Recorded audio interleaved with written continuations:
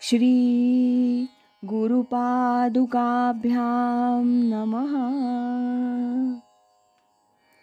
परमपूज्य स्वामी प्रज्ञानंद लिखित ओंकार स्वरूपा सद्गुरु समर्था या ग्रंथाचं वाचन आपण ऐकत आहोत.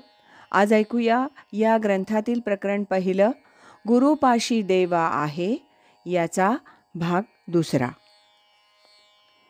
या निमित्तानं आणखी एक महत्त्वाची गोष्ट अपेक्षित असते, ती ही की आपला संप्रदाय कोणता आहे, आपल्या संप्रदायाची वैशिष्ट्ये काय आहेत, त्या संप्रदायात कोणकोणत्या गोष्टीला प्राधान्य दिलं गेलेलं आहे, याचाही मागोवा गुरुपौर्णिमेच्या निमित्तानं साधकांनी घ्यावा असा संकेत आहे.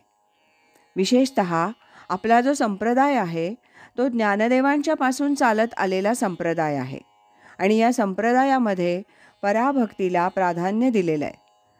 आपलं उपास्य दैवत कोणतं आहे तर विठ्ठल रखुमाई, शिव, विष्णू म्हणजेच सद्गुरू असं समीकरण आपल्याकडे आहे.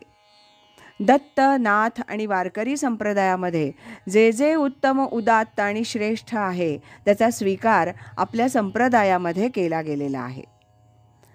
त्या सगळ्या उपास्य दैवतांचं स्वरूप एकत्र जाणून घेऊन त्या स्वरूपाशी एकरूप व्हायचं आहे, हे आपलं परमसाध्य आहे. साधना, उपासना प्रत्येकानं करायला हवी. सद्गुरूंनी जी सांगितली ती साधना आणि उपासना डोळसपणानं करावी असा संकेत संप्रदायामध्ये असतो. ज्ञानदेवांनी ज्ञानेश्वरीच्या 18व्या अध्यायामध्ये फार मार्मिक ओव्या साधकांना मार्गदर्शन करण्याकरता मांडलेल्या आहेत, सांगितलेल्या आहेत. तैसा श्री गुरु प्रसन्न होये, शिष्य विद्याही कीरला आहे, परिते फळे संप्रदाये उपासलिया. 4 गोष्टी ह्या पहिल्या ओवीमध्ये आल्या. श्री गुरु प्रसन्न होय, सद्गुरू आपल्यावर प्रसन्न झाले पाहिजेत.